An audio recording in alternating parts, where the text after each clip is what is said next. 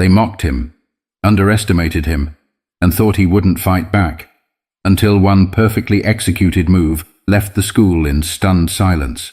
The first thing William Mercer noticed about Redmond High School was how clean everything looked. Not just clean, polished, controlled. The glass windows reflected the world too perfectly. The floors gleamed under fluorescent lights, and the hallways stretched out too orderly for a place full of teenagers.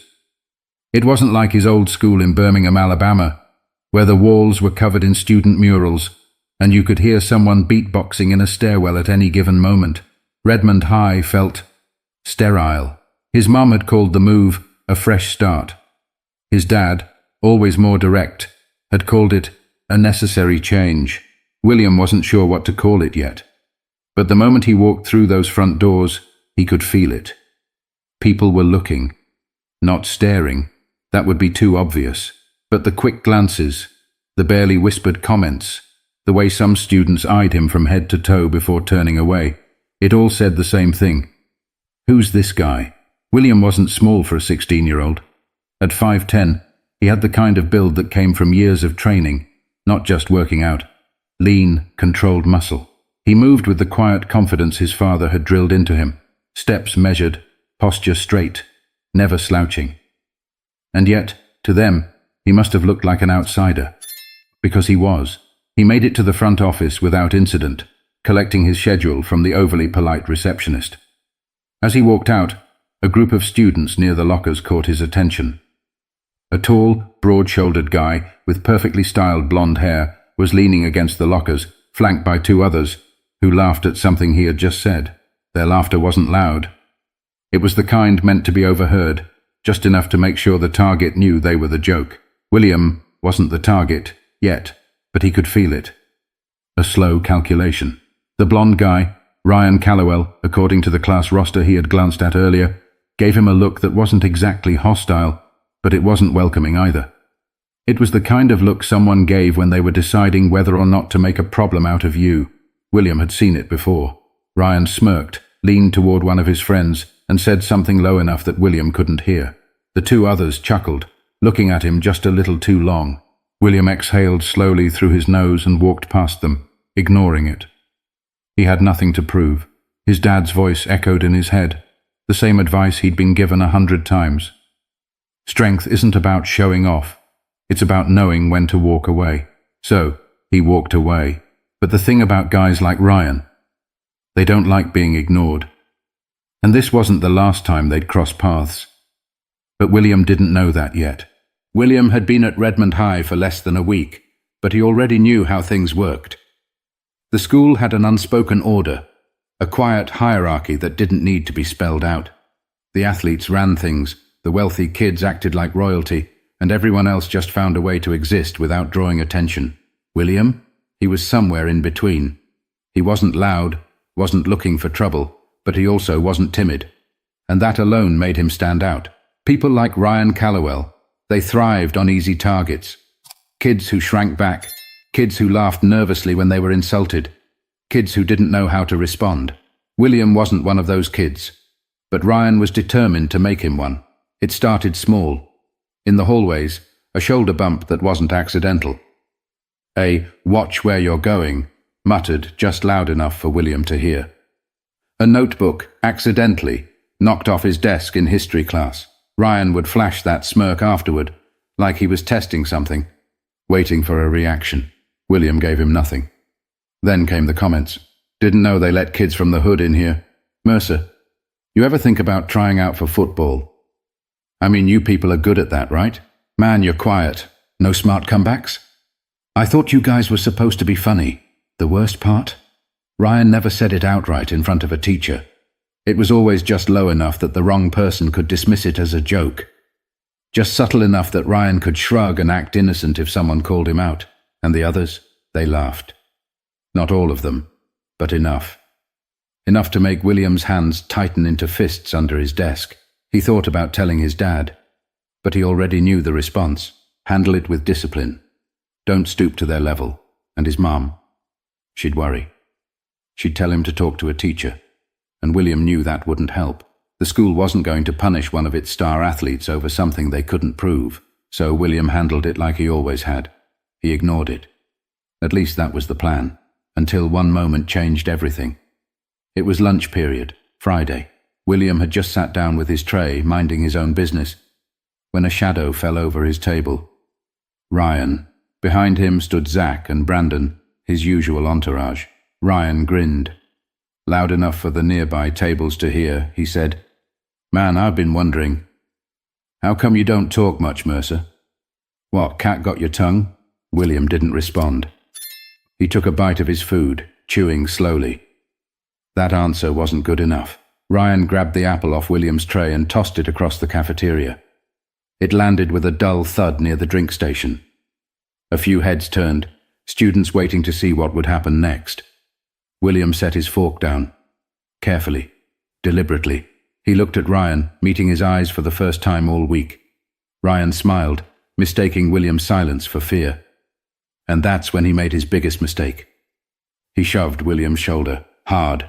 Loud enough for everyone to hear, he said, "Come on, Mercer, do something." William inhaled deeply, his muscles already coiled, controlled. And this time, he didn't walk away. The cafeteria froze. Conversations cut short. The sound of plastic trays scraping against tables stopped. Even the lunch staff behind the counter paused, watching from a distance. Ryan Callowell had just shoved William Mercer in front of everyone. And now, everyone was waiting to see what he'd do. William sat still for a moment, his mind already calculating. His father's words rang in his head. "You don't fight with anger. You fight with control." Slowly he pushed his chair back and stood up. No rush, no panic. His movements were precise, effortless, like a man stretching before a workout. Ryan's smirk widened. "Oh, we got a tough guy," he said, looking at his friends. "You gonna swing, Mercer? You gonna act like a thug now?" William's expression didn't change. He just tilted his head slightly, examining Ryan like he was an equation that didn't quite add up. That was the moment Ryan realized something was off. William wasn't nervous. He wasn't flinching. He wasn't even blinking. The grin on Ryan's face faltered, just a fraction. A hesitation.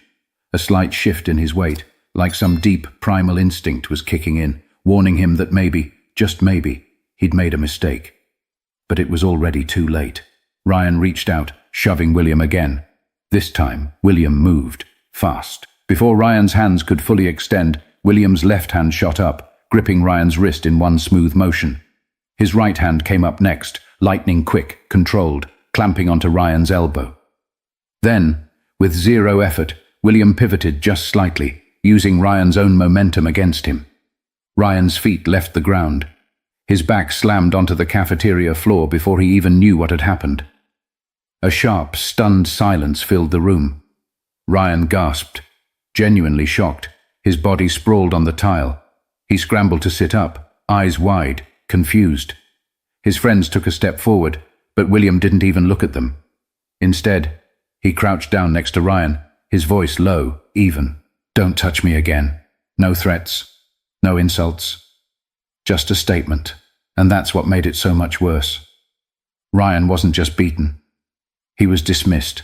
William stood up, dusted off his hands like he had just moved a chair instead of a person, and picked up his tray. He didn't even look back as he walked away. The cafeteria was still dead silent. Students stared at Ryan, at William, at each other. Then, somewhere in the back, a single voice whispered, "Holy shh!" And just like that, the floodgates opened. Whispers turned into murmurs. Murmurs turned into excited conversations. Someone had caught the whole thing on their phone. Someone else was already texting about it. And Ryan, he stayed sitting there on the floor, his jaw clenched, his hands curled into tight, white-knuckled fists. Because he knew. By the time the last bell rang, everyone in Redmond High would be talking about what just happened. But this wasn't over. By the time the final bell rang, the story had already spread across Redmond High like wildfire. William Mercer had dropped Ryan Callowell in the cafeteria. Not with a punch, not with some wild brawl, but with one clean, effortless move. And that's what made it so impossible to ignore. If William had thrown hands, if there had been a messy fight, it would have been different. It would have been just another school scuffle. Kids would pick sides, rumors would twist the details, and eventually it would fade. But this was something else. William had made Ryan look weak. He had made him look helpless, and in a place like Redmond High. That wasn't something people forgot. William walked out of the school building, ignoring the stares. Some kids watched him like they were seeing him for the first time. Others whispered the moment his back was turned. A few just looked outright nervous. Ryan wasn't waiting outside. That would have been too obvious. But William wasn't stupid. He knew how this worked. Guys like Ryan didn't take embarrassment lightly. They didn't just get up, dust themselves off and move on. They waited. They plotted. They made sure that when they got their revenge, it was worth it. William had seen it before. And he knew. This wasn't over. At home, he barely made it through dinner before his mum noticed. She had that way of looking at him. That way of tilting her head slightly like she was scanning his face for hidden details. "Everything okay at school?" she asked, setting down her fork. His dad, sitting across from him, glanced up too. William shrugged. "Yeah, just a regular day." His mum didn't buy it. His dad just kept eating. That was the difference between them. His mum asked questions. His dad waited for answers. Later that night, William's phone buzzed. A text from an unknown number. Unknown. "You think you're tough? You got lucky today. Unknown. Watch your back." William stared at the screen. Then he exhaled, locked his phone, and set it face down on his desk. This wasn't unexpected. It wasn't even surprising. But now he had a choice to make. Would he let this go? Pretend it never happened? Or would he make sure Ryan and everyone else understood exactly who he was? Because whatever happened next, it was coming. Monday morning, everything felt different. William could tell before he even stepped inside. The sideways glances, the hushed conversations that stopped when he walked past. It was all the confirmation he needed. The story had officially grown legs. By the time he reached his locker, 2 freshmen had already darted out of his way. A junior he didn't even know gave him an approving nod, and then there were the ones who suddenly wanted to be his friend. "Yo, Mercer, you really put Callowell on his ass, huh? Dude, I heard you barely even touched him. He just dropped like a sack of bricks. Bro, you got hands like that. And you don't even talk. That's cold, man." William ignored most of it, giving nothing more than a glance or a short nod. Because this wasn't respect. This was entertainment. They weren't looking at him like a person. They were looking at him like a spectacle, a rumor come to life. And that's when he saw Ryan, standing by his usual spot near the main entrance. But something had changed. The usual cocky smirk, gone. The easy confidence, missing. Instead, Ryan stood stiff, his fists clenched at his sides. He wasn't alone. Zach and Brandon flanked him, just like always. But now they weren't laughing. Ryan met William's gaze for half a second. Then he looked away. William almost smirked. Almost. But he knew better than to think Ryan had given up. Guys like him didn't just accept a loss. They waited for a rematch. Lunch was worse. William could feel it before he even sat down. The air was thick with expectation. People watched him like they were waiting for something to happen, like they thought Ryan might storm across the cafeteria for a round 2. But Ryan wasn't even in the room. His usual table? Empty. William had just started eating when someone sat across from him. Not one of Ryan's guys. A girl. Ava Sinclair. She wasn't someone he had spoken to before, but he knew who she was. Smart, confident. Never the type to follow the crowd. She set her drink down and studied him for a second. Then she said, "You know, you didn't just beat Ryan. You humiliated him." William took a bite of his food. Chewed. Swallowed. Then, "He picked the fight." Ava smirked. "Yeah, but you ended it. That's worse for him." William didn't respond. She leaned forward slightly. "Look, just be careful. Ryan's dad is on the school board. You think he's going to let this slide?" William met her gaze. Steady, unfazed. "Does it look like I care?" Ava exhaled, shaking her head. "You should." She stood up, picking up her tray. Just watch your back." She walked away, and for the first time since Friday, William felt something he hadn't before. Not anger, not annoyance, curiosity. Because whatever was coming next, it wasn't going to be another cafeteria fight. By Wednesday, the energy at Redmond High had shifted again. Ryan Callowell wasn't just avoiding William, he was actively erasing him. No more comments, no more smug glances, no more games. Nothing. For some guys that would have been enough. William had won. Wasn't that the point? But something still felt off. And that feeling only grew stronger when Ava found him after last period. She didn't waste time. "Ryan's dad is trying to get you expelled." William barely reacted. "For what?" Ava scoffed. "They don't need a reason. He's claiming you attacked Ryan, that it was unprovoked. He's pulling strings to make it stick." William wasn't surprised. He'd seen this play out before. Different place, same script. A white kid starts something. A black kid finishes it. Suddenly the rules don't apply the same way. He ran a hand over his face, inhaling slowly. "So what do I do?" Ava hesitated. Then, "Fight back. Not with fists, with proof." That night, William got to work. By morning, he had everything he needed. Screenshots of texts, footage of the cafeteria fight, the full clip, not just the takedown. Witnesses who were willing to back him up. When he walked into school, he wasn't alone. Ava was with him. So were 2 other students, kids he barely knew before all this. But they knew the truth, and that was enough. They marched straight to the principal's office, and by the time the meeting ended, Ryan's dad didn't get what he wanted. William wasn't expelled, he wasn't suspended. Nothing stuck, because the truth wasn't just on his side. It was undeniable.